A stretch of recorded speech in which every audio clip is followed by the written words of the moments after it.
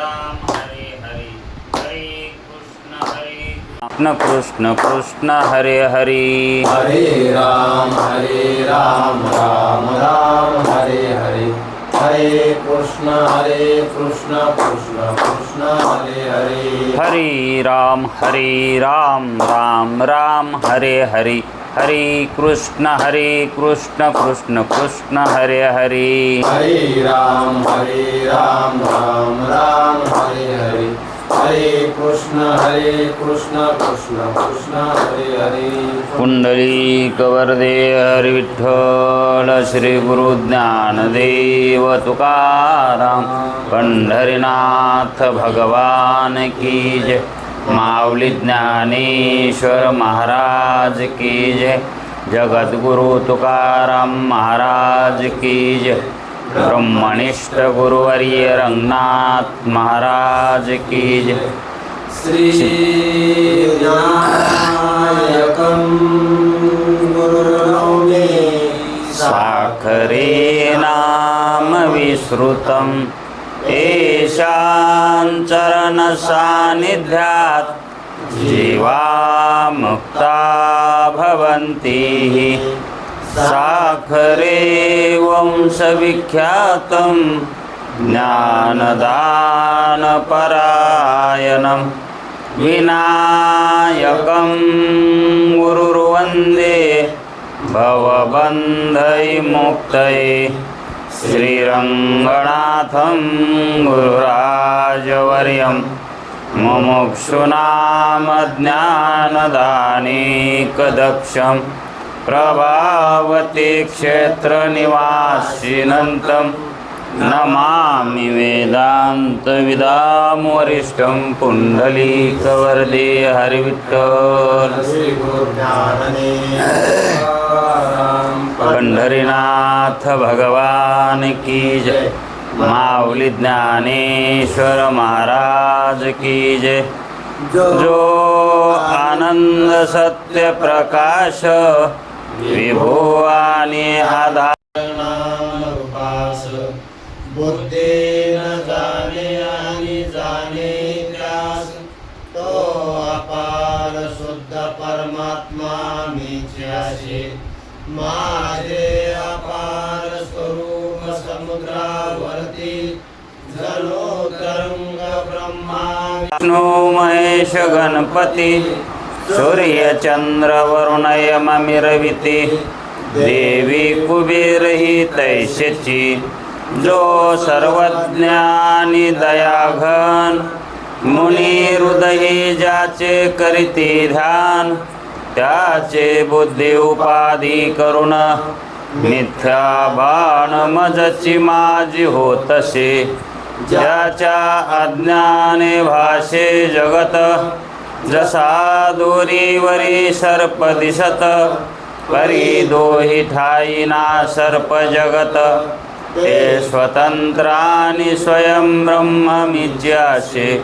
पुण्य पुरुषी सदैव निष्काम बोध प्राप्ती कारणे भजावाराम तो मीची आहे आत्माप्तकाम तरी नमन कवना करावे म्या जयांचे केलिया स्मरण सकळ विद्येचे होय अधिकरण तेची वंदू श्रीचरण श्री गुरूंचे ते नमस्कारोनी आता चला विचारसागर तरंग 6वा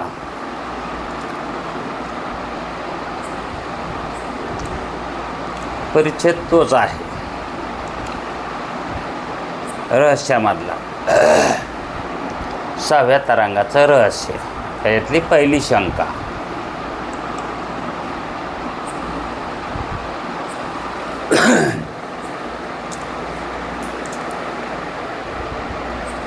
त्या शंके विस्तृत प्रमाणामध्ये शास्त्रकार कसं सांगतात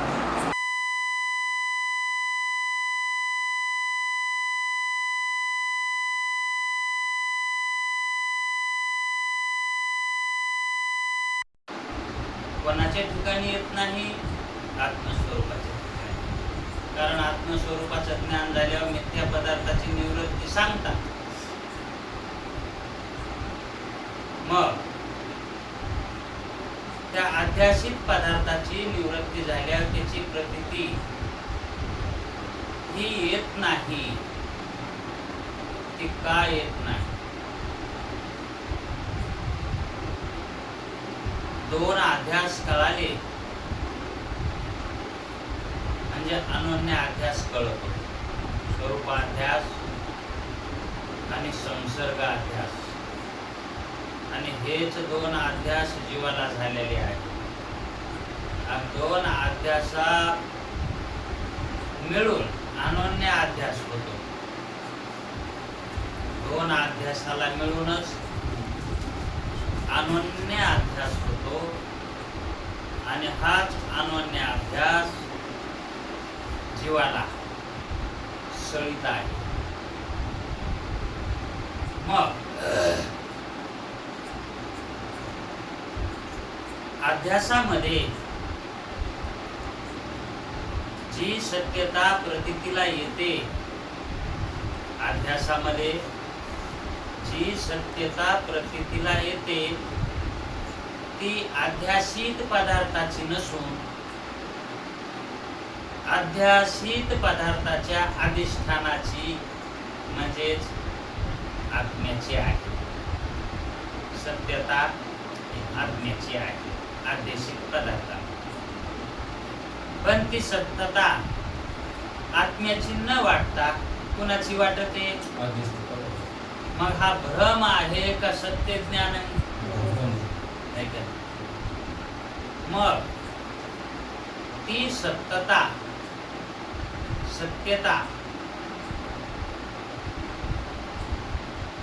मिथ्या पदार्थाच्या ठिकाणी प्रतीतीत होणे यालाच म्हणायचं आत्म्याच्या ठिकाणी अध्यास. अध्यास कोठे व्हायलाय? आत्म्याच्या ठिकाणी अध्यास व्हायला. जीव आत्मस्वरूपवान असून त्याची सत्यता देहाच्या ठिकाणी प्रतीतीला यायली. आणि देह कसा आहे? मिथ्या आहे. आणि त्या मिथ्या पदार्थाच्या ठिकाणी सद्रूप असणाऱ्या आत्म्याची सत्यता ही त्या देहाच्या ठिकाणी प्रतीतीला याली. म्हणून देहच आत्मा आहे असा वाटायला. मग आत्म्याच्या ठिकाणीच अध्यास व्हायला.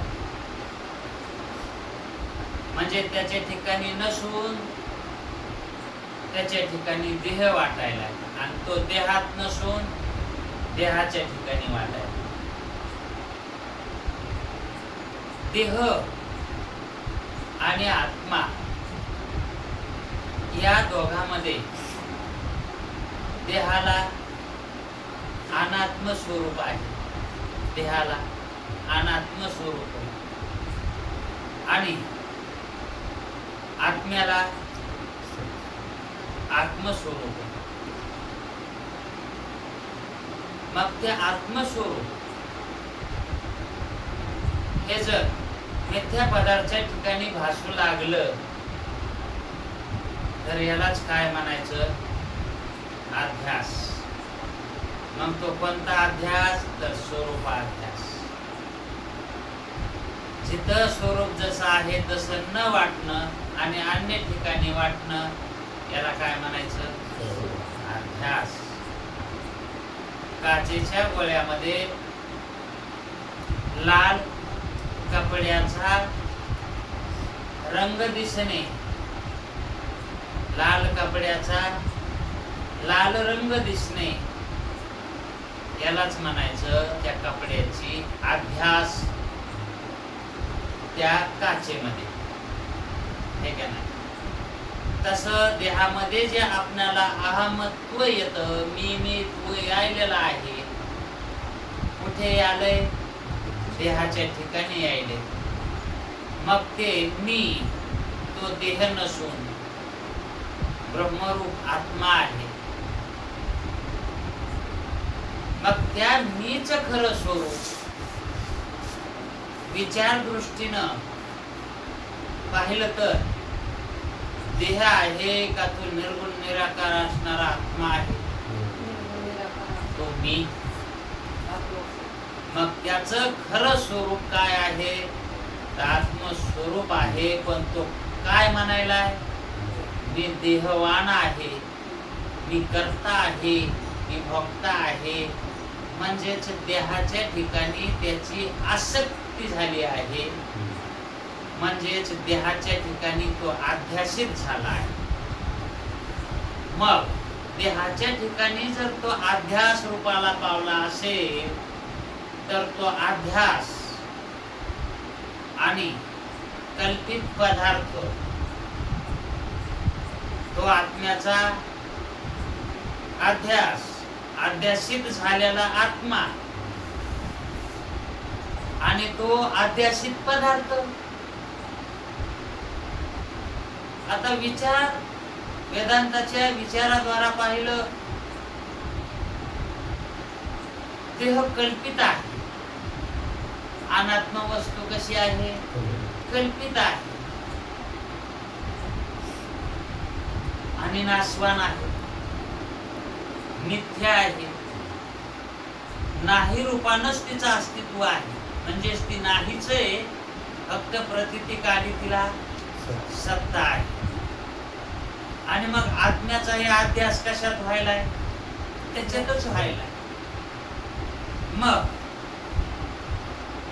तो अध्यास रूप पदार्थ आणि त्याच्यामध्ये पडलेला अध्यास, आभास किंवा सत्यता, हे दोघही कसे झाले. मग दोघही कसे झाले, दोघही कल्पितच मानावे लागते. दोघही अध्यासितच झाले आहे. अहो, एखादा शाहूग्रस्त, ग्रस्त कसा आहे, शाहू आहे. आणि तो जर एखाद्या वार्त्य पुरुषाच्या सोबत जर दिसला, वार्त्य पुरुष म्हणजे वाईट पुरुष, वाईट विचाराचा पुरुष, चोर पुरुष, आणि त्या चोराबरोबर जर एखादा शाहू दिसला तर त्या चोराला पाहून त्याच्या संबंधिताचे ज्ञान कसं होणार. पण तो स्वरूपानं कसा आहे, शाहू आहे. पण पाहणाराचा दृष्टिकोन, अशी काही अनन्य अध्यासावर शंका घेणारी मंडळी आहेत. आता ही जरी लौकिक नसली, लौकिकामध्ये ही दिसत नाही मंडळी, हे अलौकिकामध्ये आहे. हे कुठे आहे, अलौकिकामध्ये आहे. अनन्य अध्यासावर शंका घेतात. ती कशी घेतात, याच नियमाने घेतात. अनन्य अध्यासामध्ये एकमेकामध्ये अध्यास मानलेला आहे. एकमेकामध्ये कल्पित पदार्थाचा आत्म्यामध्ये आणि आत्म्याचा कल्पित पदार्थामध्ये, याला काय म्हणायचं, म्हणजे स्वरूपाध्यास आणि संसर्ग अध्यास, असे दोन प्रकारचे अध्यास मानून अनन्य अध्यास वेदांत शास्त्र सांगत आणि मानितही, आणि त्यांचा तो सिद्धांतही आहे की नाही. पण याच्यावर काही मंडळी विनाकारण शंका घेतात. ती शंका कशी घेतात, जर आत्म्याचा अध्यास कल्पित पदार्थाच्या ठिकाणी जर मानला तर त्या कल्पित पदार्थाबरोबर तो आत्माही कसा झाला, कल्पितच झाला. मग दोन्हीही कल्पित झाले तर मग त्या ठिकाणी शून्यवाद आल्याशिवाय राहत नाही. मग आपण शून्यवादी आहात का असं वेदांतांना म्हणणारे आहेत. पण वेदांती शून्यवादाचं खंडन करतात आणि मग ते म्हणतात तुम्ही शून्यवादाचं खंडन करतात आणि बोलतात शून्यवादच. मग आम्ही काय शून्यवाद बोललो बाबा, शून्यवाद होण्यासारखं काय बोललो? अहो तुम्ही अनन्य अध्यास मानता ना? म्हणलं हो, आम्ही अनन्य अध्यासच सांगतो. मग अनन्य अध्यासामध्ये आत्म्याचा अध्यास हा अनात्म्यामध्ये मानतात आणि अनात्म्याचा अध्यास आत्म्यात मानतात. आणि ज्यावेळेस आत्म्याचा अध्यास अनात्म्यात होतो त्यावेळेस तुमचा आत्मा मिथ्या नाही का होणार? ते म्हणलं कसं होईल? अनात्म्यामध्ये जरी अध्यास झाला तरी आत्मा अनात्मा होत नाही. कारण सत्य जे असतं का ते कधी असत्य होतच नाही. त्याला सत्य म्हणतात ना. सत्य त्रिकाला अबाधित आहे. मग आत्म्याचा अध्यास होतो म्हणजे आत्म्याच्या धर्माचा अध्यास होतो.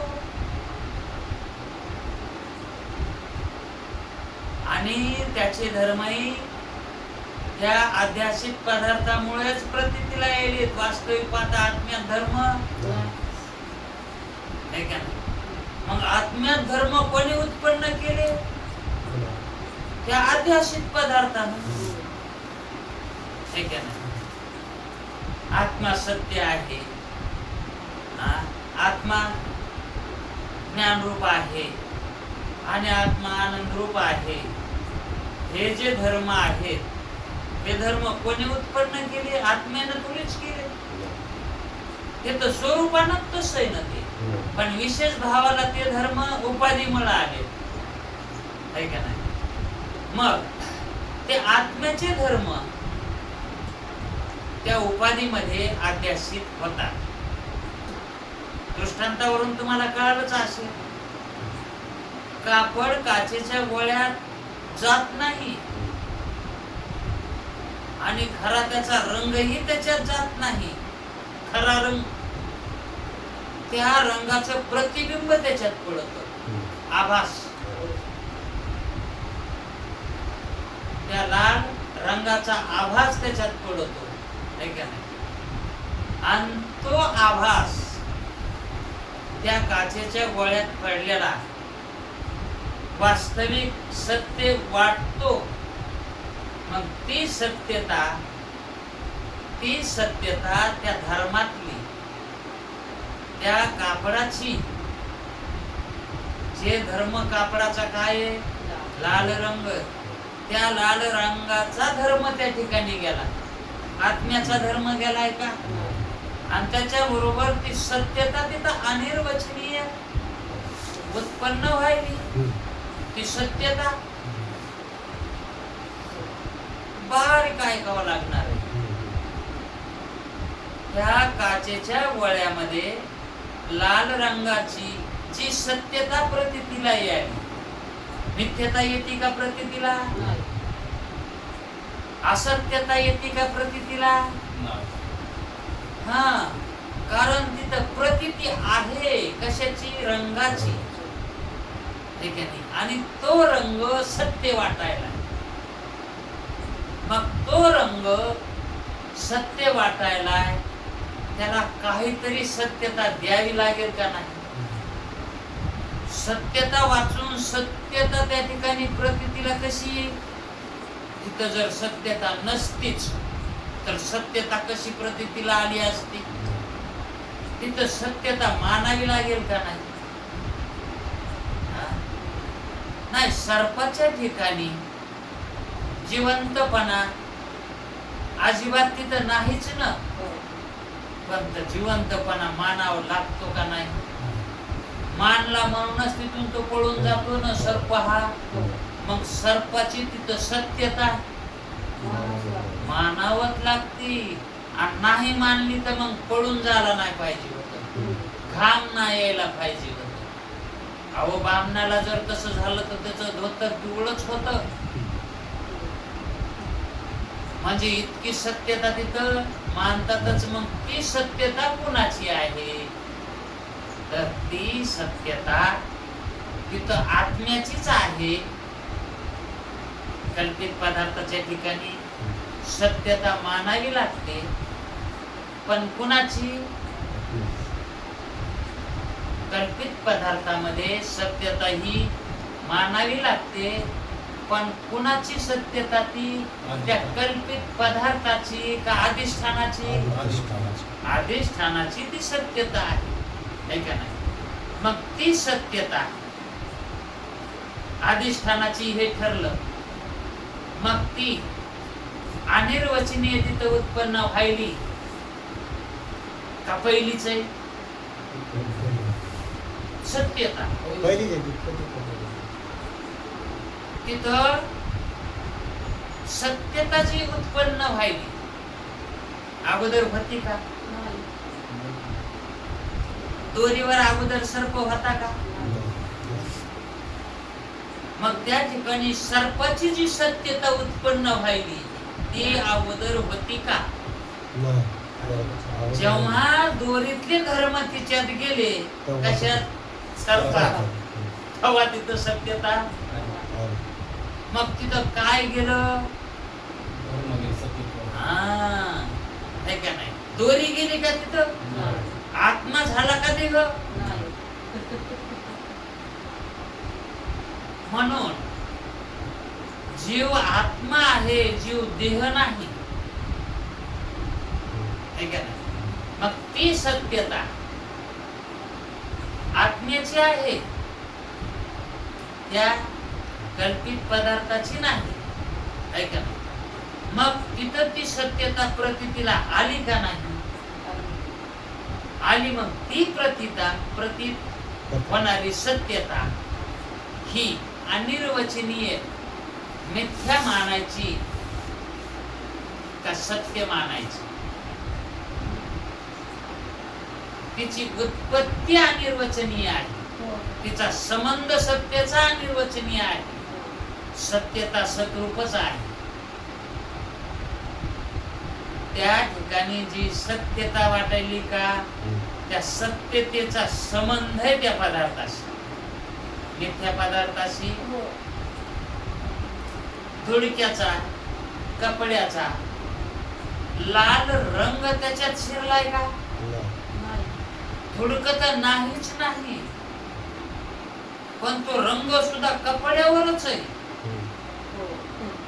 ठीक आहे नाही? पण तो लाल रंग त्या काचेमध्ये दिसायलाय, तो वास्तविक सत्य आहे का? है का? पण दिसायला तर तो सत्य आहे. मग त्या कपड्यानं रंग दिला का त्याला? कपड्यानं दिलाच नाही. कपड्यानं जर दिला असता तर का ते लाल कापड धोतर झालं असतं, पांढरं झालं असतं, है का नाही?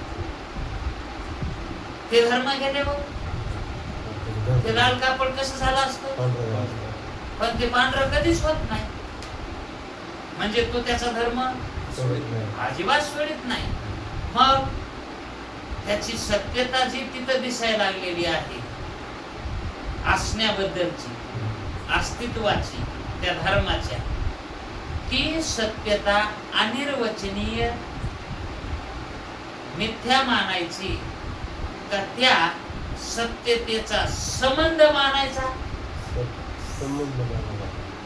त्या सत्यतेचा संबंध मानावा लागायला. सत्यता तर सोडून राहत नाही, सत्यता सोडून जात नाही. सोडून जर गेली तर तिला सत्यता कशी म्हणता येईल? संबंध होऊ शकतो. आता आत्म्याचं स्वरूप व्यापक आहे आणि कल्पित पदार्थाची तिथं उत्पत्ती झाली, है का नाही? मग त्या ठिकाणी संबंध आत्म्याचा तर येणारच ना तिथं. मग ते सत्य आत्म्याच्या सत्यतेचाही संबंध येणारच ना तिथं, आहे का नाही? मग तो संबंध आलाय,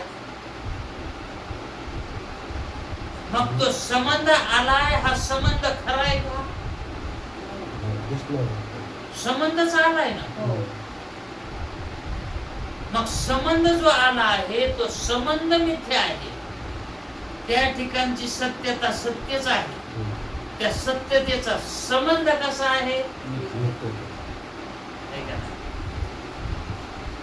नाटकामध्ये एखाद अविवाहित मुलगी आहे, अविवाहित मुलगी आहे आणि विवाहित मुलगा आहे व्यावहारिक सत्तेमध्ये, आणि नाटकामध्ये ते पती पत्नी झाले. ते नाटकामध्ये पती पत्नी झाले, पण वास्तविक पाहता मुलगी अविवाहित आहे आणि मुलगा विवाहित आहे. मग नाटकामध्ये त्या मुलीच्या ठिकाणी जो विवाहितपणा यायलेला आहे, नाटकात काय झाली? ती त्या विवाहिताची पत्नी झाली ना. मग तिच्या ठिकाणी विवाहितपणा यायलाय का नाही?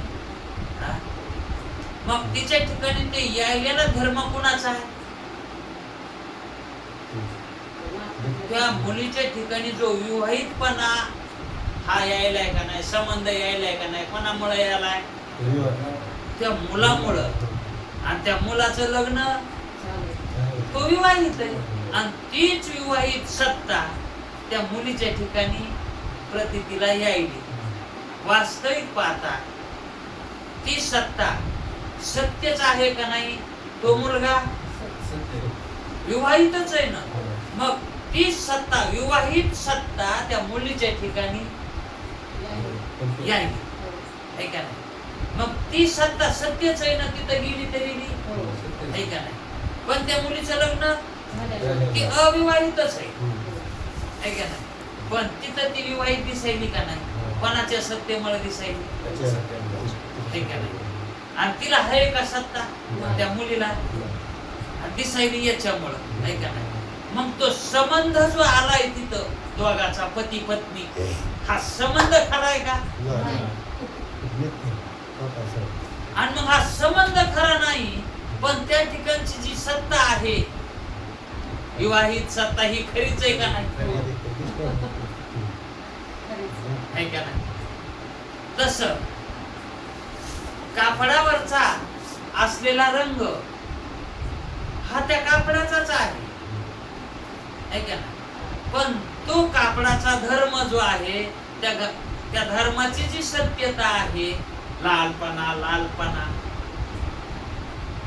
ही जी सत्यता आहे, ती सत्यता कुठे प्रतीतीला यायली? त्या काचेच्या वळामध्ये. त्याला आहे का तिथं? पण तिथं दिसा नाही का? मग सत्यतेला मिथ्या मानायचं का?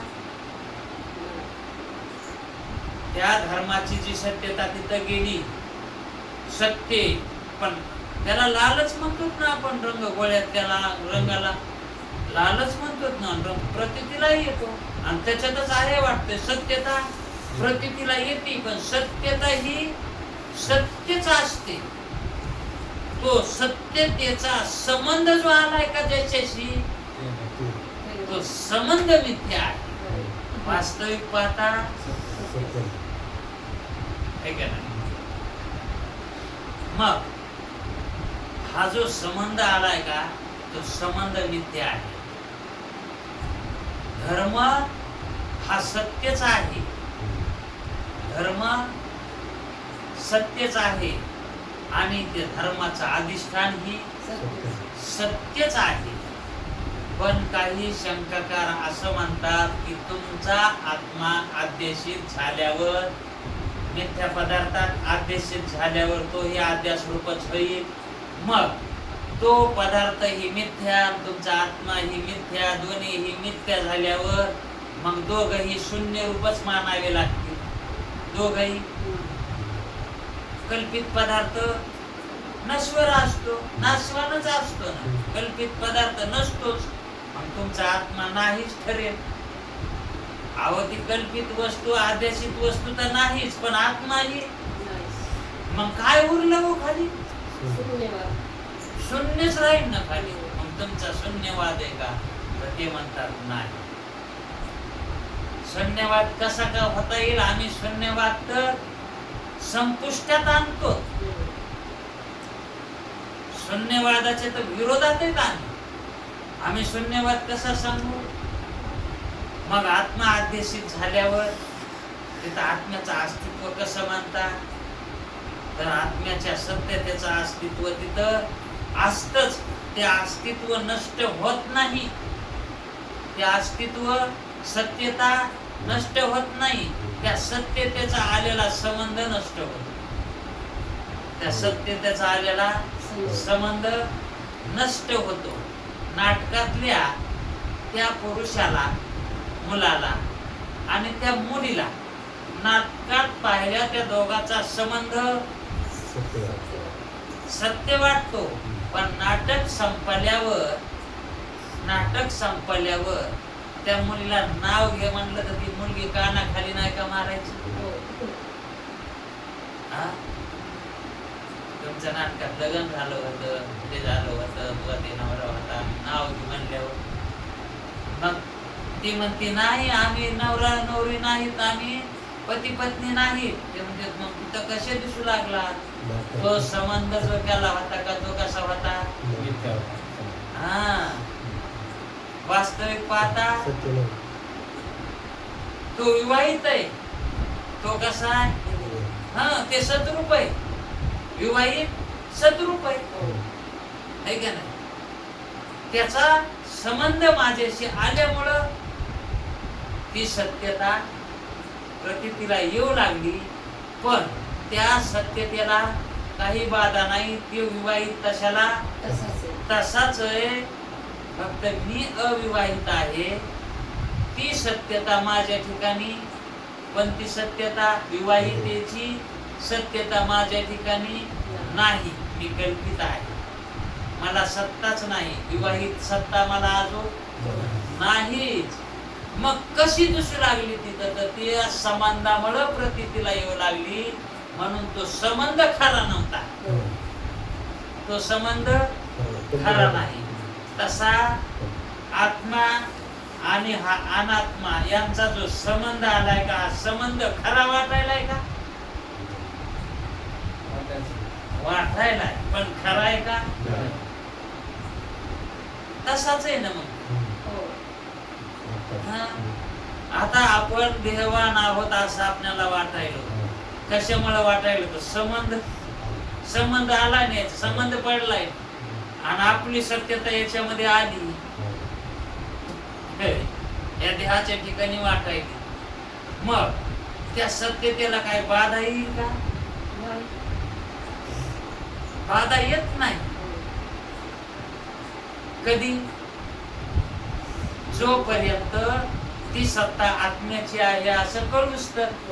आणि जे कळूनच घेत नाही त्याला बाधा येईल नाही तर काय होईल? आणि आली तरी बाधा ती कशी येणार? वास्तविक सत्य येणार का? त्याला जरी दुःख झालं या देहात आल्यावर, ते दुःख सत्य आहे का? ते दुःख सत्य आहे का? जरी नाटक संपल्यावर त्या मुलीचा तो पती राहत नाही, तिला दुःख होतं का? तस या देहात आल्यावर जे दुःख व्हायले ते सत्य दुःख आहेत का? सुख व्हायलंय ते सत्य सुख आहे का?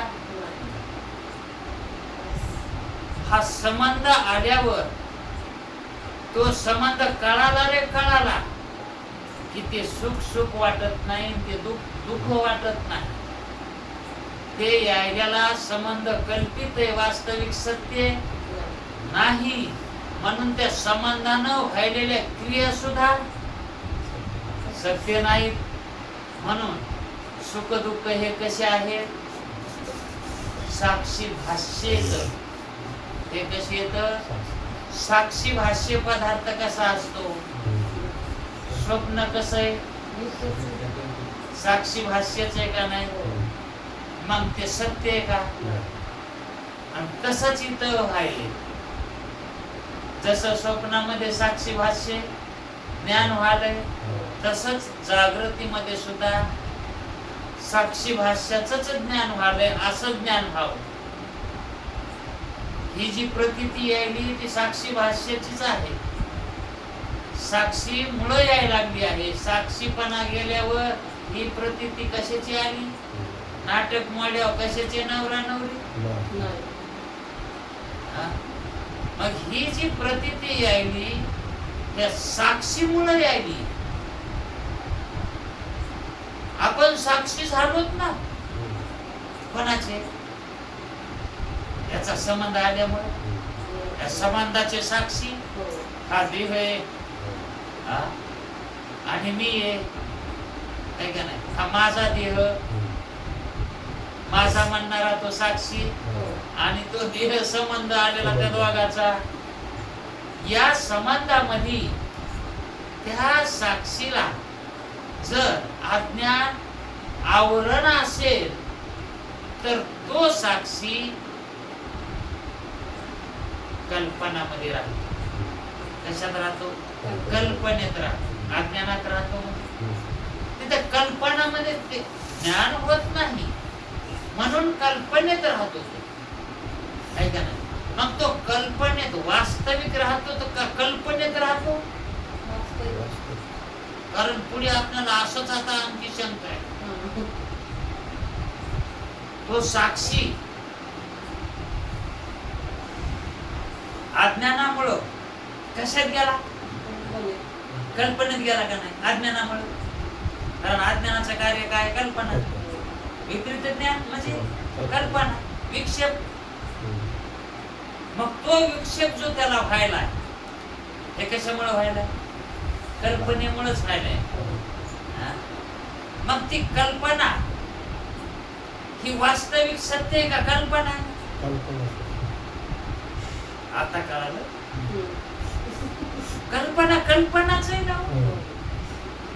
वास्तविक जीव झालाच नाही असा वेदाचा ती कल्पना आहे. संबंध झाल्याची आपण शरीराला ही कल्पना आहे. आणि हीच कल्पना कल्पना म्हणून जर कळाली तर कल्पना कल्पना म्हणून राहत नाही.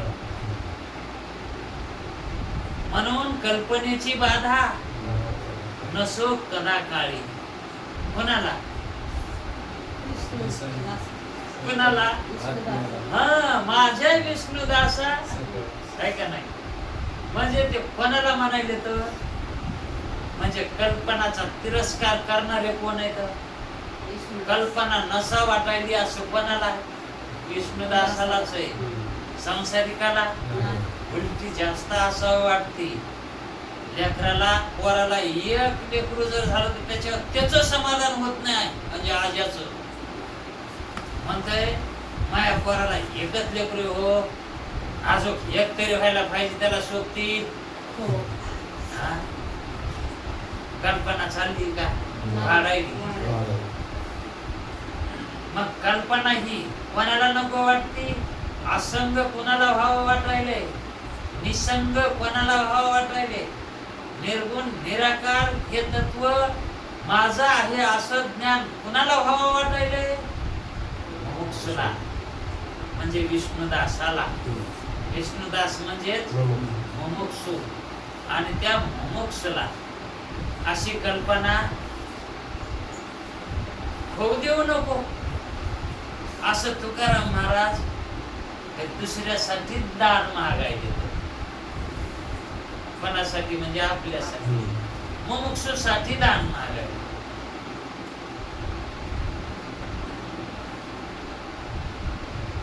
संत मंडळी सुखी असो. कल्पनेची बाधा नसो कदा काळी. संत मंडळी सुखी असो. म्हणजे संत कोणाला म्हणायले? संत कोण असत? संत मुमुक्षु असतात. मुमुक्षुला संत म्हटलेला आहे. अहो मोक्षाच्या नंतर तर सिद्धताच आहे ना, सिद्ध आहेत ना ते, पुन्हा सिद्धता येणार आहे ना. म्हणजे संतच सिद्ध होत असतो ना. सिद्ध कोण होतो? संत सिद्ध होतो, आहे का नाही? म्हणून मुमुक्षु संत असतो, आहे का नाही? आणि जो संत नसतो तो संसारिक असतो, आहे का नाही? जो मुमुक्षु नसतो तो संसारिकच आहे ना. म्हणून ही जी कल्पना आहे, त्या कल्पनेचा जो संबंध आलेला आहे तो संबंध सुद्धा कल्पनाच आहे, आणि संबंध ज्याच्याशी आलाय ती ही कल्पनाच आहे. कल्पनेशी कल्पनेचा काहीतरी जोडा का काहीतरी असं सांगितलं. म्हणजे कल्पनेचा कल्पनेशीच काय संबंध आहे. म्हणजे जे धर्म आहेत त्या धर्माचा संबंध कल्पित आहे, त्या धर्माचा संबंध कल्पित आहे. वास्तविक पाहता आत्म्याची सत्ता ही सद्रूपच आहे. झालेलंच, वाचून काढून जे नाही कळालं तिथं विचारा. अधिष्ठानाच्या सत्यतेची प्रतीती, अधिष्ठानाच्या सत्यतेची प्रतीती अन्यथा ख्यातीने न मानता, अन्यथा ख्याती न मानता त्या सत्यतेचा मिथ्या पदार्थाशी, त्या सत्यतेचा मिथ्या पदार्थाशी अनिर्वचनीय संबंध होऊन, संबंध कसा व्हायला? अनिर्वचनीय संबंध होऊन प्रतीती येते. ती प्रतीती येते म्हणजे संबंध होऊन येते. मग तो संबंध कसा आहे? असे मानतात. सत्यतेची उत्पत्ती मानणे, सत्यतेची उत्पत्ती मानणे अशक्य जरी असले, कारण सत्यतेची उत्पत्ती होते का? आणि उत्पत्ती झालं तर तिला सत्यता कशी द्यावी? उत्पत्ती म्हणलं की तिला नाश मानावाच लागतो, आहे का नाही? म्हणून जी आत्म्याची सत्यता जी आहे त्याची उत्पत्ती मानता येत नाही. म्हणून कल्पित पदार्थाच्या ठिकाणी जी आपणाला सत्यता प्रतीतीला यावी तिची उत्पत्ती होत नाही, तिची उत्पत्ती होत नाही. मग सत्यतेच्या संबंधाची अनिर्वचनीय उत्पत्ती होते. सत्यतेच्या संबंधाची तिथं संबंध आला, ती सत्यता अगोदरच तिथं होती. म्हणून त्या कल्पित पदार्थाचा त्या सत्यतेशी संबंध आला. म्हणून मग त्या ठिकाणी आपल्याला सत्यतेची उत्पत्ती झाल्यासारखं वाटतंय, पण सत्यता उत्पन्न होत नाही. त्या ठिकाणी संबंध उत्पन्न होतो आणि त्या संबंधाची अनिर्वचनीय उत्पत्ती होते. मग असं मानायला काही हरकत नाही असं वेदांती. या अभिप्रायाने ते सर्वत्र अनिर्वचनीय ख्यातीच मानतात. वेदांती सर्व ठिकाणी अनिर्वचनीय ख्यातीच मानतात. आणि काही जण अन्यथा ख्याती माना मानतात, काही जण अन्यथा ख्याती माना मानतात. याच्यावर खूप काही आणखी खूप दळलेलं वर का याच्या. अनिर्वचनीय ख्याती मानावी का, अन्यथा ख्याती मानावी? कारण वेदांत शास्त्र काय म्हणतंय? अनिर्वचनीय ख्याती मानावी, ठीक आहे? आणि अनिर्वचनीय ख्यातीमध्ये जगत कसं सांगायला तर मिथ्या म्हणायला का नाही? मग जगत मिथ्या म्हणजेच कल्पित आहे, म्हणजेच नाही रूप आहे. जग नाहीच ना. अनिर्वचनीय ख्यातीमध्ये जग नाहीच, आहे का नाही? मग जगाला मिथ्या मानून त्या ठिकाणी ब्रह्माची सत्यता, आत्म्याचं ज्ञान सत्य स्वरूप असं मानावं लागेल, आहे का नाही? जगत अनिर्वचनीय मिथ्या म्हणल्यावर बाकी सगळं पुन्हा काय? आत्मा सत्य राहायला लागेल, आहे का नाही? म्हणजे आत्म्याचं सत्य ज्ञान कसं मानायले तर जगताला मिथ्यात्व देऊन, देहाला मिथ्यात्व देऊन, आहे का नाही? हे मिथ्या आहे. हे अनिर्वचनीय ख्यातीनं असं मानावं लागतं आणि अन्यथा ख्यातीनं म्हणजे हे दोन विचार झाले ना आता, अनिर्वचनीय विचार आणि अन्यथा विचार. अन्यथा आता आत्मा जसा आहे तसाच हा जग, हे जे जग आहे ते आत्मस्वरूपानच आहे, ब्रह्मस्वरूपच आहे. अन्यथा तेच आहे. अन्यथा अन्यथा त्याचीच ही सत्ता आहे. दुसऱ्याची कोणाची नाही म्हणल्यावर त्याचीच आहे, म्हणजेच हे तेच आहे.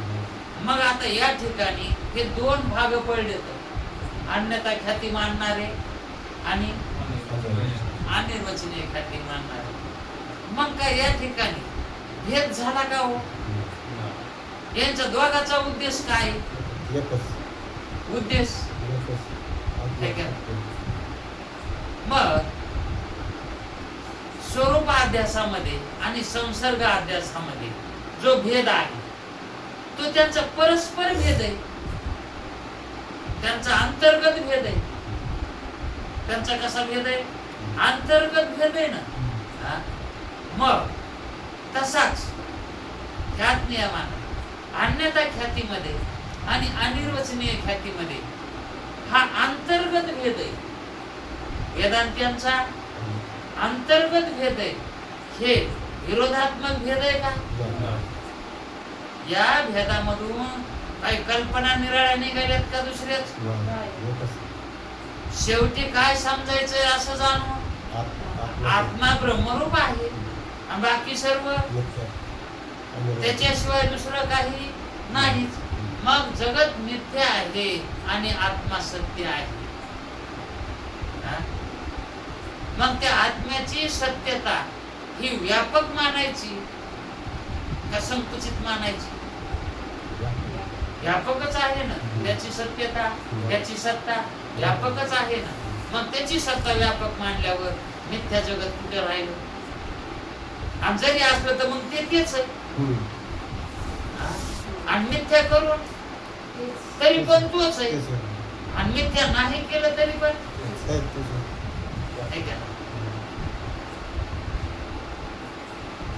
सर्पाचं जरी ज्ञान झालं, कल्पित पदार्थाचं जरी ज्ञान झालं,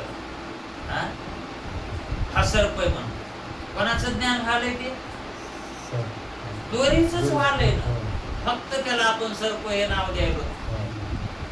जरी जगाचं ज्ञान होत असेल, जरी जगाचं ज्ञान होत असेल, जग कोण झालंय? हे नाही. सर्प कोण झालाय? दोरीच झाली ना. मग सर्पाचं जरी ज्ञान होत असेल तरी ब्रह्माचं ज्ञान व्हालंय. दोरीचं ज्ञान झालं तर मग तर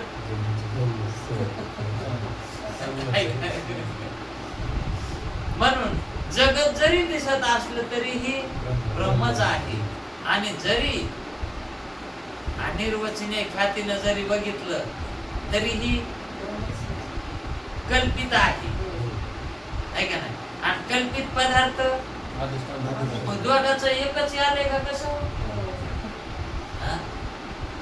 म्हणजे या ठिकाणी हे रहस्य न जाणता हे दोघं वाद खेळतात आपण आपल्यामध्येच. हे कोणात वाईलीत काही एकच आहे आणि घरच्या घरीच भांडणं. अंतर्गत भेद आहे का? म्हणून विष्णुमय जगत, वैष्णवाने असा धर्म केला काय आणि जगत मिथ्या असा त्या जगताचा धर्म मानला काय? दोघांचं हे ऐक्य एकच येतंय, अर्थ एकच येतंय का नाही? म्हणून हे काय म्हणतात, अनिर्वचनीय ख्यातीच काय काय मानतात आणि काय काय अन्यथा ख्याती मानतात. मग वेदांती आणि रुचने खातीच मानतात. जगत मिथ्या मानूनच ब्रह्मसत्य मानतात, है का नाही? मग यामध्ये काय रहस्य आहे? अन्यथा ख्याती का मानत नाही वेदांती? ते म्हणतात आम्ही तिचा त्याग करत नाही. ते तर म्हणले ते मानलं तरी धरलं ते म्हणले होते का? हा? ते त्याग करत नाही. पण जे अन्यथा ख्यातीच मानतात ते विरोध करतात. तुम्ही अन्य रचने ख्याती कशाला मानायला? अन्यथाच ख्याती माना ना. दोन ख्यात्या माणूस तर अरे बाबा जिथं काम पडलं तिथं ज्याच्यानं काम होतंय ते केलं तर काय नाही त्याच्यात, है का नाही? पण सर्वच ठिकाणी अन्यथा ख्यातीचा स्वीकार केला तर जमतंय का? सगळ्याच ठिकाणी जमत आहे का? अन्यथा म्हणण्यासाठी तिथं सजातीयता काहीतरी पाहिजे. सजातीयता. आता सर्पाच्या ठिकाणी अन्यथा सर्प कसा म्हणायला जमत?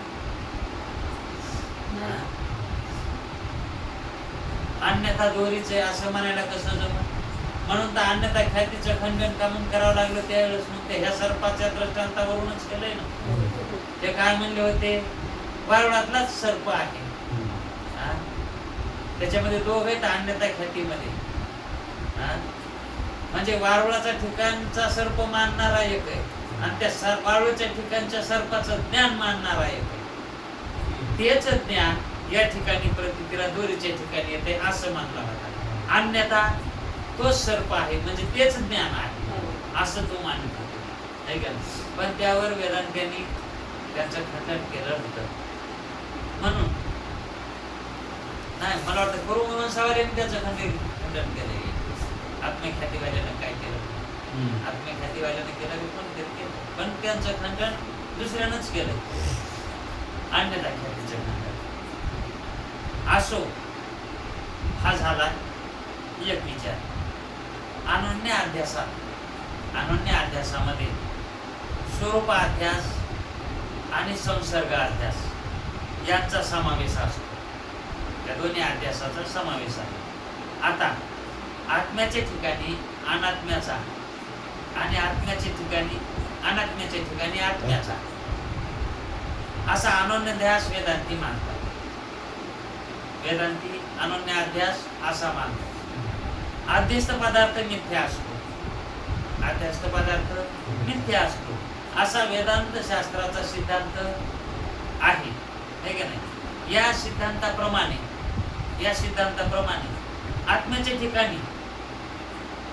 आत्म्याच्या ठिकाणी स्थूल सूक्ष्म शरीराचा आणि त्याच्या लकलेलेपणाचा म्हणजे कृष्यत्वाचा, स्थूलतेचा म्हणजे जाडीचा, त्या देहाच्या ठिकाणचा, बधिरत्वदी, भैरा, आंधळा, मुका, नाकटा हे जे धर्म आहे या धर्माचा अभ्यास आहे. तो म्हणतो ना मी बाहेर आहे, मी मुका आहे. कोण म्हणतो? देह थोडाच म्हणतो. आधी तर म्हणतो मी देह आहे आणि पुन्हा म्हणतो मी बाहेर आहे, काय का नाही? म्हणजे ते काय म्हणतात? हे जे धर्म आहेत ते धर्म कसे आहेत? मिथ्या आहेत. म्हणून ते मिथ्या धर्म आहेत. त्याचप्रमाणे स्थूल सूक्ष्म अनात्म शरीराच्या ठिकाणी स्थूल आणि सूक्ष्म हे अनात्म शरीर आहेत. हे आत्मवान आहेत का शरीर? या अनात्म शरीराच्या ठिकाणी सच्चिद आनंद रूप आत्म्याचा काय होतो? अध्यास होतो. कोणाच्या ठिकाणी? शरीराच्या ठिकाणी. स्थूल आणि सूक्ष्म या शरीराच्या ठिकाणी आत्म्याचा सच्चिदानंद रूप म्हणून अध्यास होतो. हा आनंद रूप आहे, हाच खरा आहे असं हाच भ्रम आहे ना. मग सच्चिद आनंद रूप आत्मा ही मिथ्या आहे अध्यासाला म्हणल्यावर. आत्मा व अनात्मा दोन्ही मिथ्या झाले आत्मा ही मिथ्या आणि अनात्मा ही मिथ्या. तर सत्य काहीच शिल्लक काहीच नाही राहिलं, म्हणजे शून्यवाद सिद्ध होतो. अशी शंका अनन्य ध्यासावर काही लोक करतात. परंतु वर तो जो संसर्ग अध्यास आणि स्वरूप अध्यास यातील भेद सांगितला आहे ना, याच्यातला फरक सांगितला आहे, त्याचा विचार केला म्हणजे आत्म्याच्या ठिकाणी शरीरादी अनात्मा पदार्थाचा अध्यास असल्यामुळे ते मिथ्याच आहेत. ते मिथ्याच आहेत. आता अनात्म पदार्थाच्या ठिकाणी अनात्म्याचा संसर्ग अध्यास, अनात्म्याचा संसर्ग अध्यास मानल्यामुळे अनात्म्याशी असलेला संसर्ग मात्र अध्यस्त आहे. संसर्ग मात्र म्हणजे संसर्ग म्हणजे संबंध, संसर्ग म्हणजे भेद, आहे का ना? ते संबंध खरा नाही, अध्यस्त आहे. म्हणून तो संसर्ग मिथ्या आहे. तो संसर्ग मिथ्या आहे. आत्मा सत्यच आहे. म्हणून शून्यवाद म्हणणे संभवत नाही, शून्यवाद येत नाही. अशा रीतीने अध्यस्त पदार्थातील अंतर्गत भेद ध्यानात आणून, अंतर्गत भेद ध्यानात आणून सुक्तीच्या ठिकाणी होत असलेला रजताचा काय उत्पत्ती विनाश, सुक्तीच्या ठिकाणी होत असलेला रजताचा उत्पत्ती आणि विनाश का प्रतीत होत नाही? उत्पत्ती आणि विनाश हा अधिष्ठानाच्या ठिकाणी का प्रतीत होत नाही, याचा आता विचार करू. हा विचार कळण्याकरता हे जे 3 अध्यास सांगितले, कशासाठी? जी त्यानं शंका काय विचारली होती, ती शंका आता सांगतो म्हणाले त्याचं उत्तर. आणि ही शंका कळण्यासाठी हे आता जे सांगितलेत ना अध्यासाचे प्रकार, ते त्याच्यामुळं सांगितलं. मग आता म्हणले तुला तुझ्या शंकेचं उत्तर देतो. म्हणजेच सुक्तीच्या ठिकाणी काय उत्पन्न होतंय? रजत उत्पन्न होतं, चांदी उत्पन्न होते. मग त्या सुक्तीचं ज्ञान झाल्यावर तिथं चांदी राहत नाही.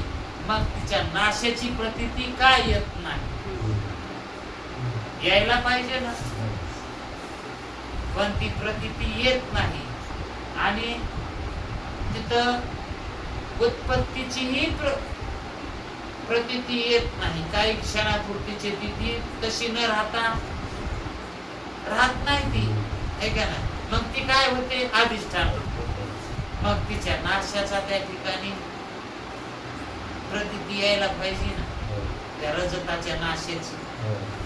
म्हणजे चांदीचं तिथे दर्शक तरी पाणी दिसाव, काहीतरी एखादा अलंकार दिसाव, काहीतरी चांदी तुकडा दिसाव, काही ना काहीतरी. मग ते दिसले तर मग सत्यच प्रतीती व्हायची. अहो, मिथ्या पदार्थाच्या निवृत्ती म्हणजे प्रतीती काहीच येत नाही ना. माग काय सुद्धा आता दोरी भरल्या सर्पाची कातन कवा निघ, त्याच म्हणणं तसं आहे.